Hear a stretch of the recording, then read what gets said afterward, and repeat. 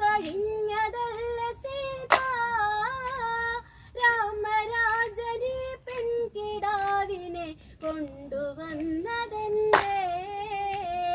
ഹിതമറിയാതെ കഥയറിയാതെ കൈവിടല്ലേ രാമ മിഥിലാപുരിയുടെ മൺകിടാവിനെ കൈവിടല്ലേ രാമ സത്യമാണെന്നു പലരും അതോതി ശ്രീരാമദേവ മുഖവും വാടി ഭീഷ്മപാപമായി ചിന്തയിലാണ്ടു ദ്വാരപാലകരോടായി ചൊന്നു സോദരരെന്റെ മൂവരുമുടനെ വന്നു കാണുവാനായി ആജ്ഞ കൊടുത്തു രാമദേവനും ഗദ്ഗദങ്ങൾ